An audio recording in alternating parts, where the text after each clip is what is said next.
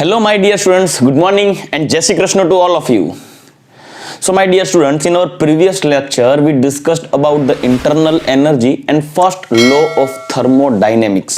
अगले लेक्चर में हमने first law of thermodynamics complete कर दिया था, जिसमें हमने बात की थी कि first law of thermodynamic means the law of conservation of energy. It means energy neither destroy nor gain which convert into one form to another form. कोई भी एनर्जी आप कभी भी डिस्ट्रॉय नहीं कर सकते, या तो कोई भी एनर्जी फॉर्म नहीं हो सकती, नई एनर्जी फॉर्म नहीं हो सकती. सिर्फ एक फॉर्म में से दूसरे फॉर्म में आप कन्वर्ट कर सकते हो कोई प्रोसेस के दौरान.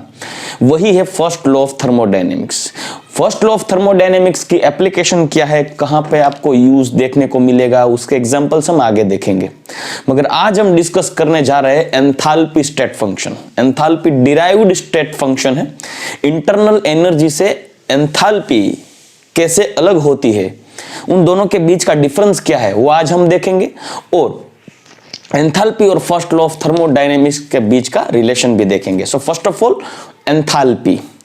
बच्चों, कई बार आपने कोई दूसरे चैप्टर्स में कोई भी टॉपिक आप पढ़ते हो तो कई कबार उसमें एंथैल्पी की बात आती है. Enthalpy like enthalpy ionization, enthalpy of process, electron gaining enthalpy, etcetera etcetera. But what is enthalpy? So let's discuss enthalpy. So dear students, enthalpy is one type of state function like internal energy. अगर आपको reaction के दौरान किसी system की enthalpy में कितना change मिलता है, अगर आपको वो ढूंढना है, सो ओवरऑल रिएक्शन के दौरान एंड पॉइंट पे, फाइनल पॉइंट में जो सिस्टम की एंथैल्पी होगी, like enthalpy of product minus enthalpy of reactant करना होगा, तो आपको टोटल एंथैल्पी चेंज मिल जाएगा. मगर आपका क्वेश्चन वही रहेगा, सर ये तो हम समझ जाएंगे, चलिए, कि ओवरऑल रिएक्शन में फाइनल एंड इनिशियल दोनों स्टेट की जो एंथैल्पी होगी उसका सब्सट्रैक्शन आप लोगे, डिफरेंस लोगे, तो आपको एंथैल्पी चेंज मिलेगा. मतलब मगर जानना हमें यह है कि एंथैल्पी एक्चुअल में है क्या.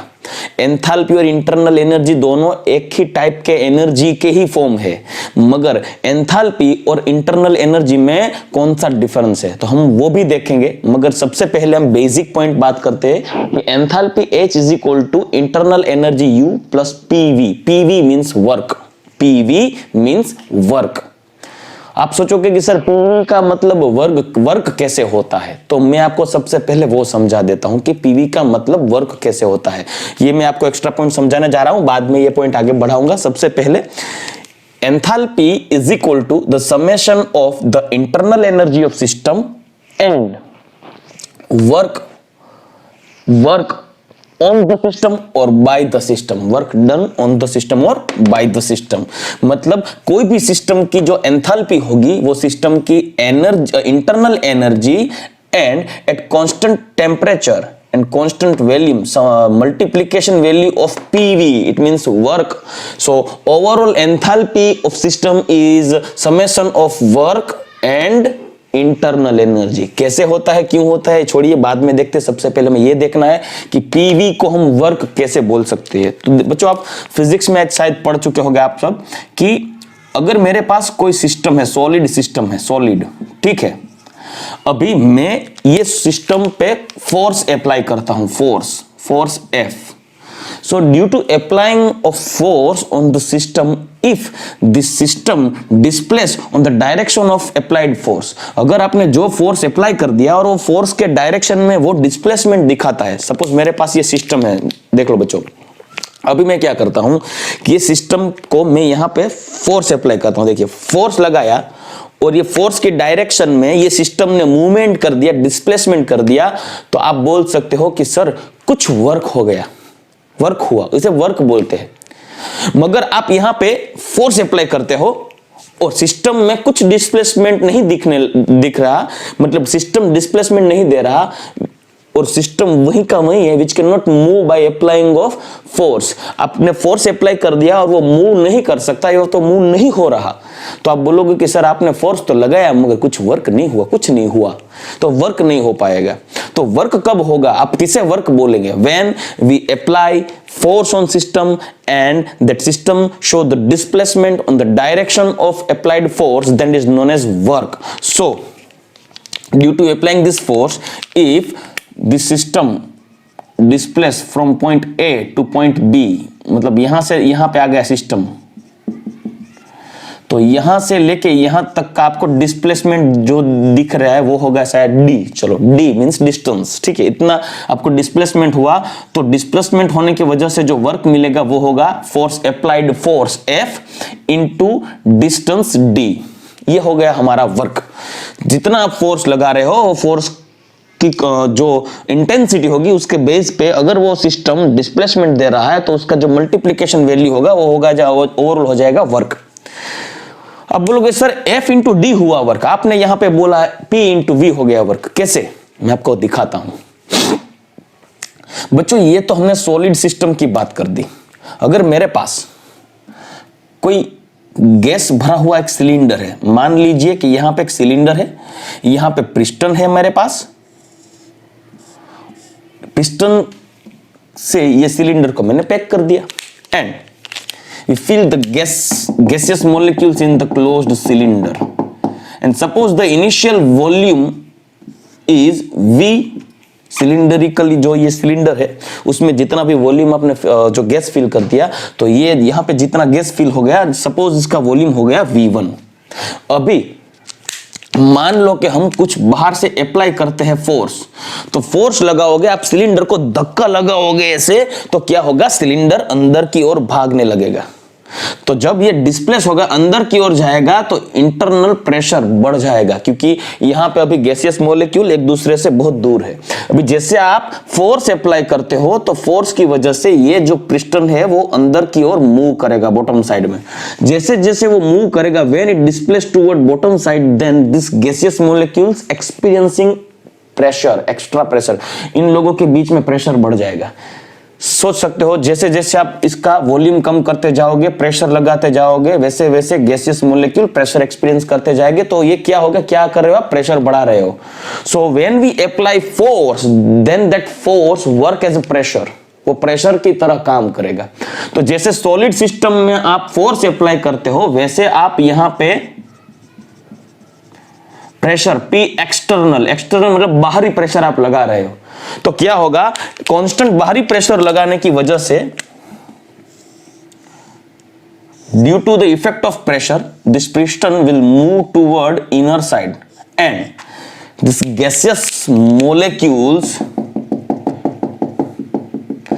Reduce up to volume V2. तो V2 तक का वॉल्यूम हो गया, तो वॉल्यूम कम हो गया बच्चों. देखिए, तो यहां पे देखिए, यहां पे इनिशियल वॉल्यूम, यहां पे पिस्टन इनिशियल यहां पे था, मगर जैसे हमने प्रेशर P एक्सटर्नल अप्लाई कर दिया तो गैसियस वॉल्यूम कम हो गया. अभी जैसे आप बच्चों बात करोगे कि मैंने गैस पे प्रेशर लगाया या तो गैस पे मैंने फोर्स लगाया, तो गैस का डिस्प्लेसमेंट आप जज नहीं कर पाओगे. गैस के लिए डिस्प्लेसमेंट की बजाय आप गैस का वॉल्यूम चेंज देख सकते हो. यहां पे वॉल्यूम था V1, यहां पे हो गया volume V2, then delta V is equal to V2 minus V1. तो जैसे सॉलिड सब्सटेंस में फोर्स अप्लाई करने की वजह से जो डिस्टेंस ट्रैवल करता है ये सब्सटेंस फोर्स के डायरेक्शन में, तो दोनों का मल्टीप्लिकेशन हो जाएगा वर्क. वैसे ही जो गैसियस सिस्टम होगा, वो गैसियस सिस्टम का वर्क क्या होगा, P into change in volume, like V और डेल्टा V. तो ये हो जाएगा वर्क हमारा PV. मगर आप बोलोगे सर फिर भी आपने ये फॉर्मूला पैसे ये फॉर्मूला डिराइव नहीं किया, हमें ये फॉर्मूला डिराइव करना होगा तो ही आप मानोगे मैथमेटिकली. जितने बच्चे मैथ्स वाले हैं वो मैथ्स पे ही डिपेंड करते कि सर आपको इसका फॉर्मूला डिराइव करना होगा, तो ही हम मानेंगे कि ये भी वर्क है और ये भी वर्क है. तो चलो वो भी ट्राई करते हैं. मगर मैंने कॉन्सेप्चुअली समझाने की ट्राई की यहाँ पे कि अगर आपके पास ये सिलेंडर है, इसमें गैस फिल कर दिया है, यहाँ पे पिस्टन है, और आप पिस्टन पे अगर फोर्स लगाते हो तो वो फोर्स प्रेशर की तरह काम करेगा, पिस्टन को अंदर की ओर धक्का लगाएगा, अंदर प्रेशर बढ़ जाएगा, इंटरनल भी इंक्रीज होगा. एक्सटर्नल प्रेशर आपने कांस्टेंट रखा है, आप कोई कांस्टेंट फोर्स अप्लाई करते हो तो थोड़ी थोड़ी देर के लिए पिस्टन अंदर जाएगा. यहां पे अंदर पिस्टन स्टॉप हो गया क्योंकि external pressure internal pressure balance हो जाएगा. कैसे बैलेंस हुआ, देखिए यहां पे अभी प्रेशर कम था, तो आप क्या करोगे, धक्का लगाओगे तो पिस्टन अंदर की ओर जाएगा, जैसे अंदर जाएगा वैसे इंटरनल मोलेक्यूल, ये जो मोलेक्यूल है उसका इंटरनल प्रेशर बढ़ जाएगा, क्योंकि पहले वो लोग बहुत ही दूर थे। अभी बात करेंगे इंटरनल, अरे यार देखिए पिस्टन अंदर की ओर आ रहा है, ऐसे बात करेंगे पिस्टन अंदर की ओर आ रहा है, अंदर की ओर आ रहा है, हम लोग कहां जाएंगे, एक दूसरे के नजदीक आने लगे, नजदीक आने लगे, देखिए नजदीक आने लगे। अभी नजदीक आने का भी एक लिमिटेशन होगा ना, तो गैसियस मॉलिक्यूल क्या बात करेंगे, अगर हम कब तक छुपते रहेंगे, हमें सामना करना होगा पिस्टन का, वरना वो तो यहां तक पहुंच जाएगा, और यहां तक पहुंच जाएगा तो गैसियस मॉलिक्यूल रहेंगे ही नहीं। तो वो सभी मॉलिक्यूल क्या करेंगे, जैसे जैसे पिस्टन अंदर आता जाएगा, इंटरनल प्रेशर बढ़ता जाएगा, सभी मॉलिक्यूल पिस्टन को सामने से अपोज करेंगे, सामने प्रेशर लगाएंगे, वो बोला जाता है इंटरनल प्रेशर। और यहां पे जैसे जैसे पिस्टन अंदर आता है वैसे वैसे इनर प्रेशर होगा, वो इंटरनल प्रेशर बढ़ता जाएगा। एक बार ऐसा होगा कि जितना एक्सटर्नल प्रेशर होगा उतना इंटरनल प्रेशर होगा, जितना बाहरी प्रेशर लागू हो रहा है उतना अंदर से भी प्रेशर होगा। जब इंटरनल एंड एक्सटर्नल प्रेशर दोनों की वैल्यू इक्वल हो जाएगी, इक्विलिब्रियम आ जाएगी, तब पिस्टन आगे जाना बंद कर देगा, स्टॉप यहां पे हो जाएगा, तब जो वॉल्यूम मिलेगा वो V2 है। ठीक है, तो वॉल्यूम में आपको कुछ चेंज मिला। ओके, सो हमें PV या तो P डेल्टा V एक टाइप का वर्क है, ये मैकेनिकल वर्क ही बोला जाता है, mechanical work due to the change in volume और डिस्प्लेसमेंट ऑफ सब्सटेंस।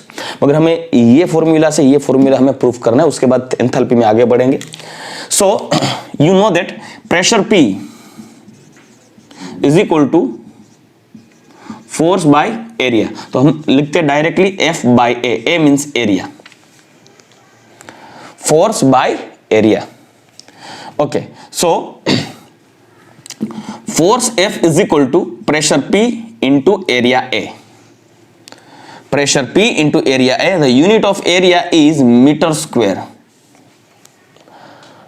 ठीक है, मीटर स्क्वायर, क्योंकि लेंथ, ब्रेथ एंड हाइट ये दोनों मिलके हो जाएगा, वो तीनों मिलके हो जाएगा वॉल्यूम, ये दोनों को मिलाते हो तो हो जाएगा area. So L into B is equal to area, area का यूनिट है मीटर स्क्वायर। अभी फोर्स की वैल्यू हम यहां पे अप्लाई करते हैं, तो देखिए work W is equal to F के बजाय हम लिखेंगे pressure P into area A into distance D, distance is one type of length, so pressure P into area, unit लिखते हम यहां पे मीटर, डिस्टेंस का यूनिट लिखेंगे हम मीटर, एरिया का यूनिट हो गया मीटर स्क्वायर, डिस्टेंस का यूनिट होगा मीटर, क्योंकि एरिया इंटू लेंथ हो जाएगा। देखिए आपके पास area means L into B तो है, सॉरी L इंटू बी तो है, ठीक है। अभी डिस्टेंस को हम और एक हाइट या तो कुछ भी बोल दे, तो ये सभी की सभी लेंथ ही है, तो L इंटू L हो जाएगा, तो तीनों मिला के हो जाएगा वॉल्यूम। तो बच्चों ये मैंने आपको यूनिट पे से समझा सकता हूं। देखिए एरिया का यूनिट है मीटर स्क्वायर, डिस्टेंस का यूनिट होगा मीटर, तीनों को मिला दो तो P into metre square, when metre cube and metre cube is unit of volume V, so PV, work is PV हो गया, F इंटू डी में से आ गया PV। तो गैसियस सिस्टम में कुछ वर्क हो रहा है तो वो वर्क हमें ऐसे दिखाना होगा P इंटू V, ठीक है। सो हम एंथैल्पी किसे बोलते हैं, तो कि भाई कोई भी सिस्टम की internal energy and pressure and volume के मल्टीप्लीकेशन से जो आपको वर्क की वैल्यू मिलेगी, वो वर्क एंड इंटरनल एनर्जी दोनों का समेशन करके ऐड करके जो टोटल वैल्यू मिलेगी वो हो जाएगा एंथैल्पी। मैथमेटिकल टर्म है, स्टेट फंक्शन है। ये भी इंटरनल एनर्जी की तरह ये एंथैल्पी भी एक स्टेट फंक्शन है, सिस्टम की स्टेट पे डिपेंड करता है, इनिशियल एंड फाइनल स्टेट पे। So it is extensive property, it is also depend upon the mass of system, not on the constitution of system. Then after change in enthalpy during process is delta H is equal to HP minus HR. वापिस आपके दिमाग में एक बात आएगी, sir आपने ये नहीं बताया कि इंथैल्पी और इंटरनल एनर्जी के बीच में कौन सा चेंज है। चलो बात करते हैं, what is the difference between internal energy and enthalpy. So बच्चों लास्ट लेक्चर में हमने देखा था first law of thermodynamics, it is delta U is equal to Q plus W। देखिए अभी मैं आपको 3 सिलेंडर में दिखाता हूं। एक सिलेंडर जहां पे मैंने यहां पे पिस्टन रख दिया, यहां पे गैस फिल कर दिया।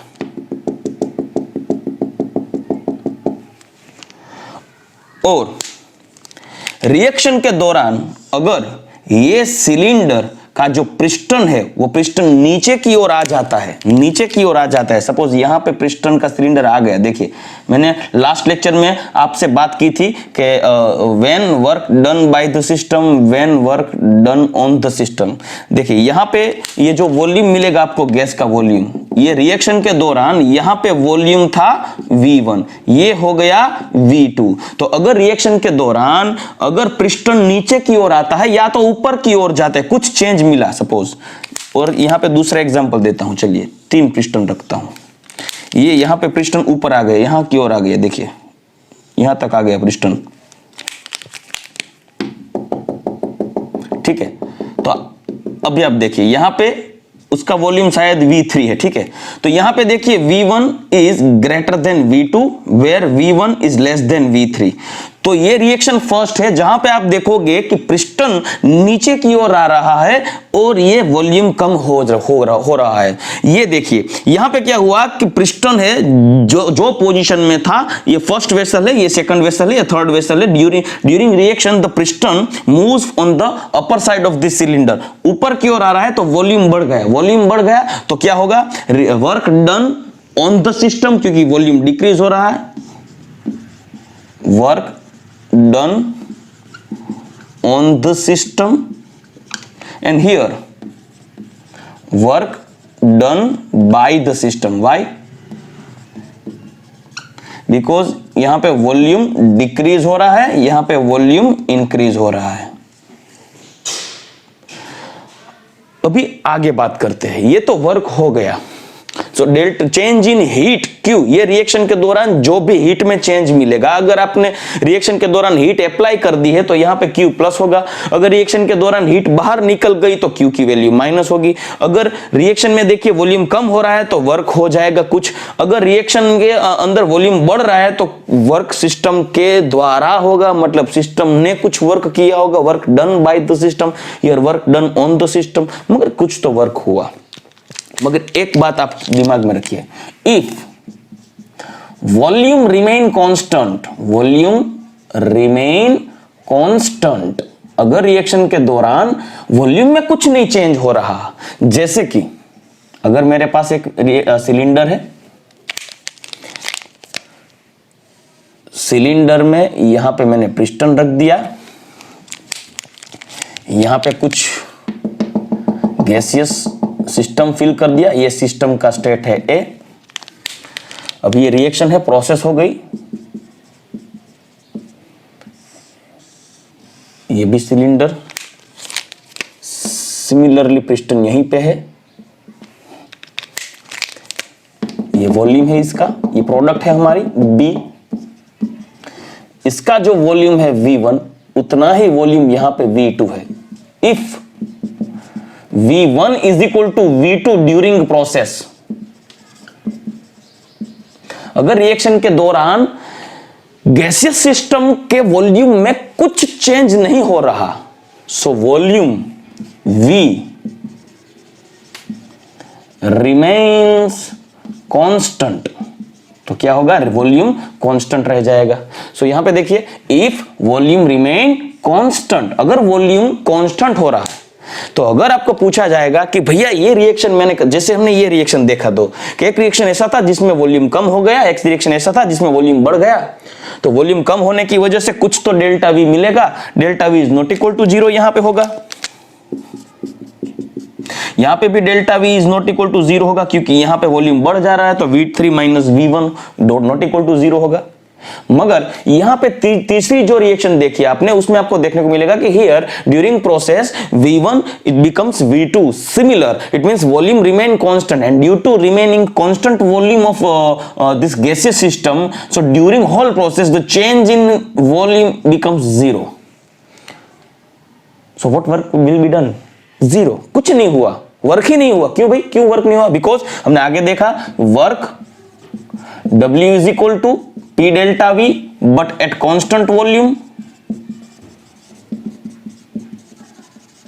Delta V become 0, so W is equal to P into 0 हो जाएगा, सो ओवरऑल वैल्यू 0 हो जाएगा तो W हो जाएगा 0. So at constant volume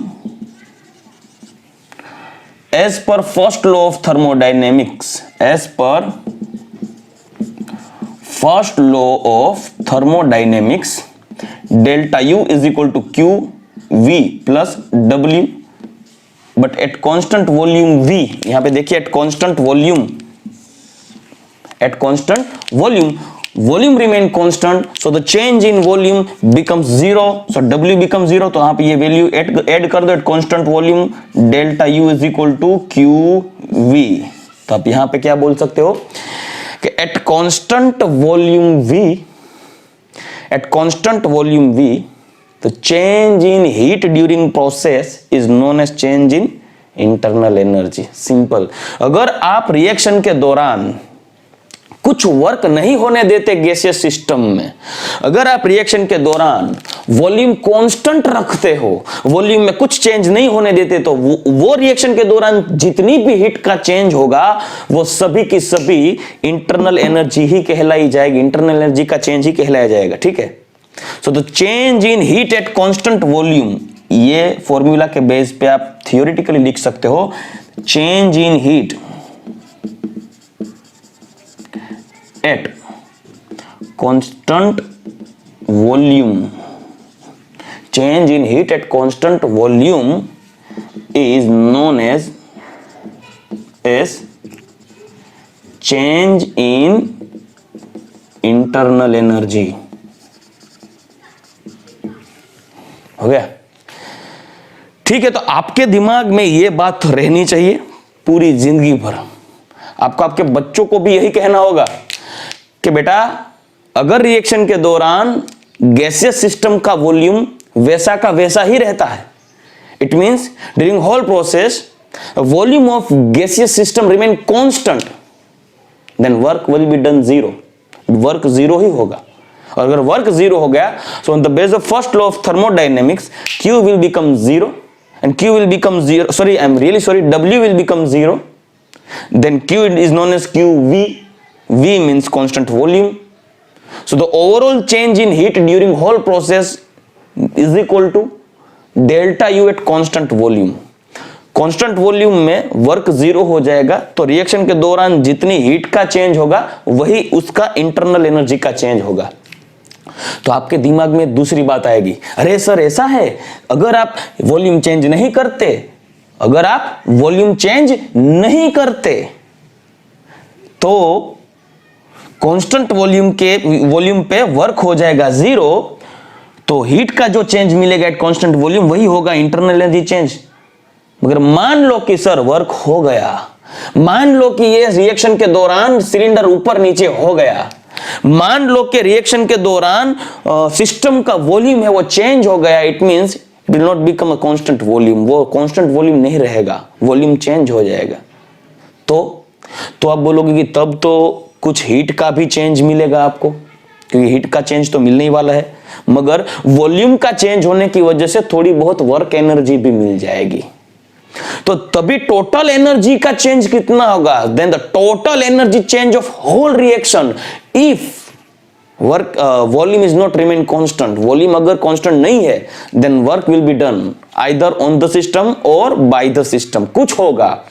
If volume increase or decrease during process, then work will be done. So the total change in energy during whole process is known as enthalpy.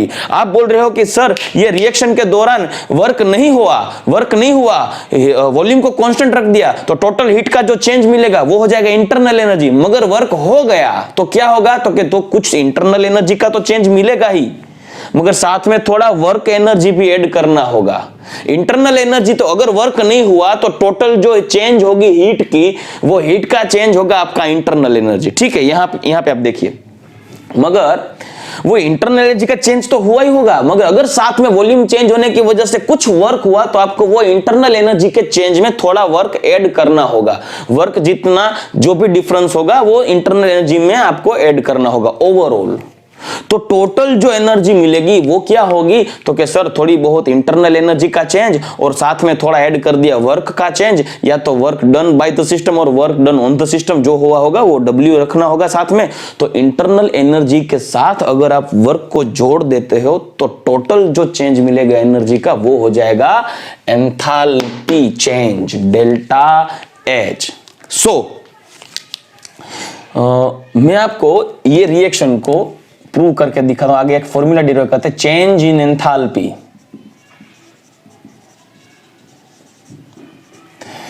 Delta H ये reaction के base पे delta U plus delta P into V। मगर मैंने पहले आपको यहां पे differentiation लेना होगा, मगर मैंने आपको पहले ही बताया कि हमें रिएक्शन के दौरान वॉल्यूम कांस्टेंट नहीं रखना है। तो मैंने आपको अभी पहले वो पिस्टन वाला पार्ट बताया था कि आप बाहरी प्रेशर P कांस्टेंट रख दो। यहां पे हमें एंथैल्पी चेंज देख रहे हैं, तो एंथैल्पी चेंज के दौरान हमें वॉल्यूम कांस्टेंट नहीं रखना है।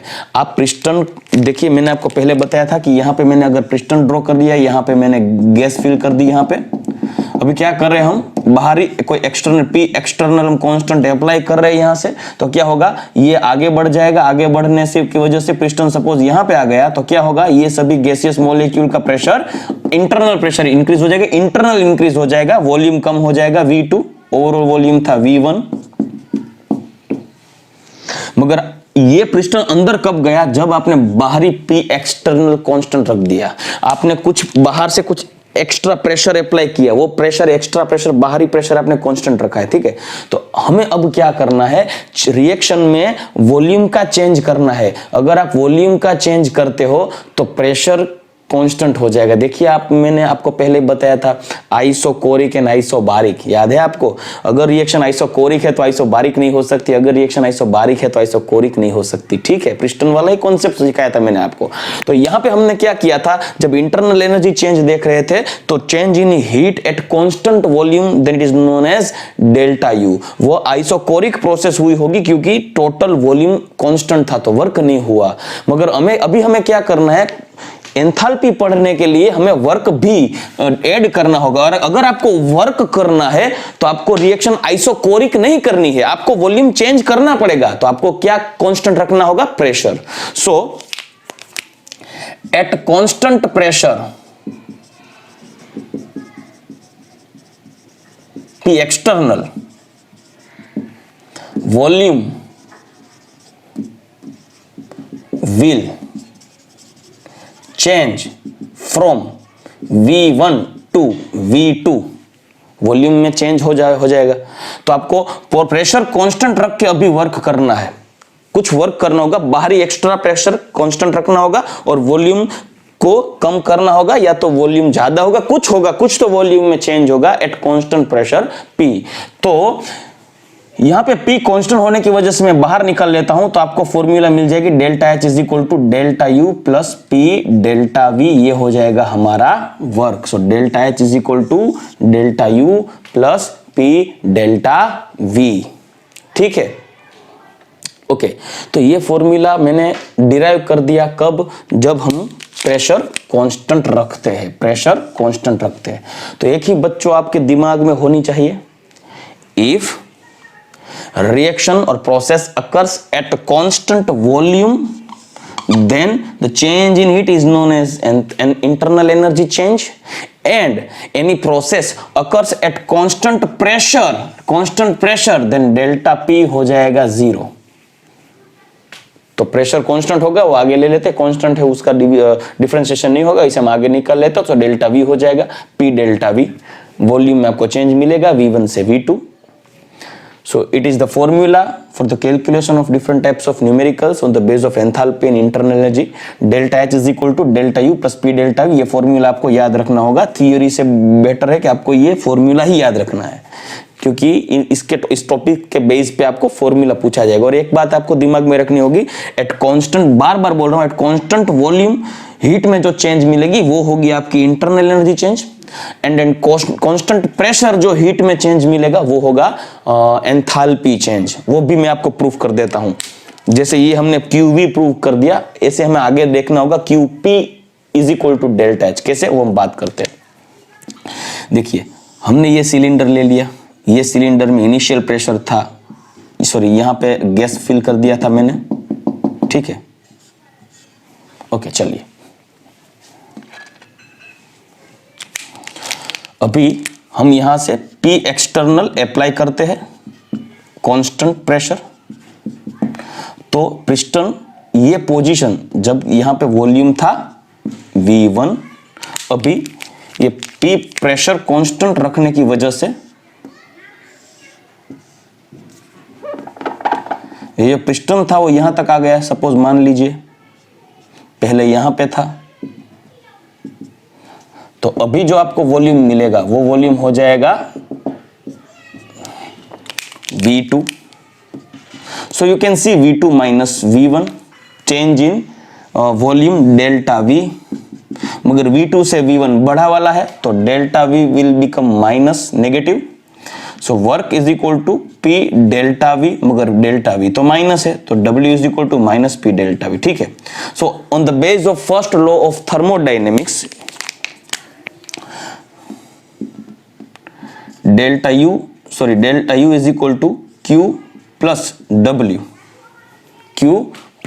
W, मगर W की वैल्यू यहां पे आपको लेनी है माइनस P डेल्टा V, तो आप ये भी लिख सकते हो delta U is equal to Q minus P delta V। Okay, so put this value in this equation, then delta H is equal to delta U की वजह हम यहां पे लिखते हैं Q, और ये कांस्टेंट प्रेशर, कांस्टेंट यहां पे लिख दूंगा, चलो ठीक है, Q minus P delta V plus P delta V यहां पे लिख दिया। तो ये माइनस प्लस एक दूसरे को खत्म कर देंगे, तो यहां पे हो जाएगा delta H is equal to QP because of constant pressure,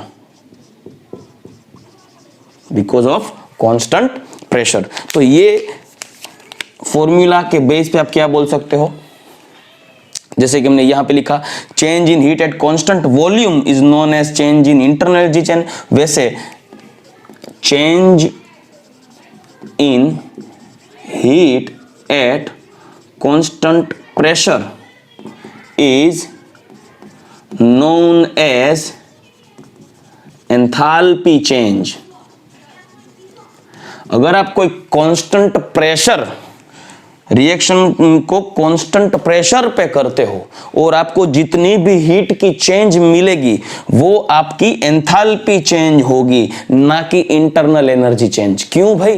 क्योंकि आपने प्रेशर कांस्टेंट रखा है, मतलब वॉल्यूम कांस्टेंट नहीं हुआ, तो वॉल्यूम चेंज होने की वजह से उसमें कुछ वर्क हो गया, तो सिस्टम की इंटरनल एनर्जी तो चेंज हुई ही होगी, मगर थोड़ा बहुत वर्क भी उसमें ऐड हो गया होगा, तो वो वर्क जितनी एनर्जी और इंटरनल एनर्जी का चेंज वो सभी मिला के जो ओवरऑल हीट का चेंज होगा वो होगा QP, heat change in heat at constant pressure is known as change in enthalpy. तो ये दिमाग में रखना होगा बच्चों के, तो change in heat at constant volume is known as internal energy change and change in heat at constant pressure is known as enthalpy change. अभी मैं आपको एग्जांपल देता हूं कि कोई मेरे पास कोई एक एटम है, जैसे कि M एटम है M, और मैं उसका एक इलेक्ट्रॉन रिलीज कर देता हूं, तो इसकी जो एनर्जी चेंज होगी वो होगी डेल्टा IH, आयोनाइजेशन एंथैल्पी। जो भी एनर्जी का चेंज होगा उसे बोलते हैं हम ionization enthalpy. We called ionization enthalpy, not ionization internal energy. Why we called the change in heat during this whole process, ionization process is known as ionization enthalpy? Because यहाँ पे क्या होगा बच्चों, आप देखिए, ये मेरे पास M है, इसका वॉल्यूम इतना है अभी, और ये होगा उसका न्यूक्लियस, मगर ये इलेक्ट्रॉन अगर यहाँ से रिलीज हो रहा है, अगर ये इलेक्ट्रॉन यहाँ से चला जाएगा तो क्या होगा, इलेक्ट्रॉन जाने की वजह से ये जो बाहरी इलेक्ट्रॉन कम हो जाएगा तो Z इफेक्टिव बढ़ जाएगा, इलेक्ट्रॉन निकल गया, जो वैलेंस ऑर्बिट थी वहां से निकल गया इलेक्ट्रॉन, तो इसका जो वॉल्यूम हो जाएगा वो वॉल्यूम हो जाएगा कम, ये प्लस आयन हो जाएगा, ठीक है, एक इलेक्ट्रॉन निकल गया। तो ये देखिए वॉल्यूम डिक्रीज, तो वॉल्यूम कम हो गया ना, तो वॉल्यूम में आपको चेंज मिला। तो ये आयोनाइजेशन की जो रिएक्शन है वो कांस्टेंट वॉल्यूम पे नहीं होती, उसके एटम का वॉल्यूम में कुछ ज्यादा बड़ा कुछ तो हुआ होगा। आपने इलेक्ट्रॉन निकाल दिया, तो आयोनाइजेशन की वजह से आयन का वॉल्यूम कम हो गया, रेडियस कम हो गया। अगर आप इलेक्ट्रॉन गेन करते हो, मतलब अगर आप इलेक्ट्रॉन गेनिंग एंथैल्पी की बात करते हो, कोई एटम में आप इलेक्ट्रॉन ऐड करते हो, तो क्या होगा, अगर एटम का कोई स्पेसिफिक वॉल्यूम है, इसमें इलेक्ट्रॉन आ जाएगा, तो इलेक्ट्रॉन ऐड होने की वजह से इस इफेक्टिव जो न्यूक्लियर चार्ज होगा वो इलेक्ट्रॉन पे कम हो जाएगा। सो अट्रैक्शन फोर्स कम होने की वजह से वो जो वॉल्यूम होगा वो एटम का एक्सपांड हो जाएगा। So the during addition of electron in atom, volume will increase of that atom, and if we remove electron from the atom, then the volume of that specific positively charged ion will decrease than actual atom। तो क्या होगा, electron निकालने के दौरान या तो electron add करने के दौरान एटम का जो वॉल्यूम है उसमें कुछ चेंज होगा। वॉल्यूम में चेंज होने की वजह से उसमें कुछ वर्क होगा। तो वॉल्यूम चेंज होने की वजह से आप ऐसे नहीं बोल सकते कि ये रिएक्शन है वो कांस्टेंट वॉल्यूम पे हुई, क्योंकि वॉल्यूम चेंज हो गया। तो वॉल्यूम चेंज होने की वजह से वर्क हो गया, वर्क होने की वजह से जो भी आपको एनर्जी चेंज मिलेगा वो बोली जाएगी एंथैल्पी चेंज। एक ही देखना है आपको, अगर वॉल्यूम में चेंज हो रहा है तो वो एंथैल्पी चेंज होगा, वो इंटरनल एनर्जी चेंज नहीं होगा। अगर रिएक्शन के दौरान आपको पूरी रिएक्शन में बोला अरे भाई वॉल्यूम नहीं बदला, वॉल्यूम नहीं बदला, वॉल्यूम नहीं बदला, वॉल्यूम कांस्टेंट है, तो जो आपको चेंज दी गई होगी, हीट का जो चेंज मिला वो होगा इंटरनल एनर्जी चेंज। ठीक है, ये दोनों में सिर्फ डिफरेंस है, कुछ वर्क हुआ तो वो होगा एंथैल्पी चेंज। अगर रिएक्शन के दौरान वर्क नहीं हुआ, वॉल्यूम कांस्टेंट हो गया, तो जो एनर्जी चेंज होगा वो होगा इंटरनल एनर्जी चेंज। ठीक है, दूसरा एग्जांपल देता हूं। मेरे पास सपोज लिक्विड H2O है और मुझे उसको इवोल्व करना है, मतलब बॉईल करना है, उसको गैसियस फॉर्म में कन्वर्ट करना है। तो आपको जितनी भी हीट देनी पड़ेगी उसे बोलते हैं heat of boiling, sorry enthalpy of boiling enthalpy of H2O, बराबर, और इवोपरेशन एंथैल्पी ऑफ H2O। तो एंथैल्पी वर्ड इसीलिए बोलते हैं क्योंकि H2O का जो वॉल्यूम होगा वो कम होगा, जब वो हीट होके जब गैसियस मॉलिक्यूल में कन्वर्ट होगा तो वॉल्यूम एक्सपांड हो जाएगा। तो वॉल्यूम में चेंज हो रहा है तो वो रिएक्शन कांस्टेंट वॉल्यूम नहीं हो सकती ना बच्चों। तो वॉल्यूम चेंज होने की वजह से कुछ वर्क होगा, और वर्क हो गया तो जो ओवरऑल एनर्जी चेंज मिलेगा उसे बोलते हैं एंथैल्पी चेंज। ठीक है, तो ये बात आपके दिमाग में रखनी होगी बच्चों। अगले लेक्चर में हम डिस्कस करेंगे the first law of thermodynamics and mole of gaseous system, बहुत ही इंपॉर्टेंट पॉइंट है। और उसके बाद वर्क के बारे में डिस्कस करेंगे, what is work and work for the formula of work for the reversible process. ठीक है, तो चलो बच्चों, अभी हम नेक्स्ट लेक्चर में वापस मिलेंगे, तब तक के लिए गुड बाय, टेक केयर, जय श्री कृष्णा।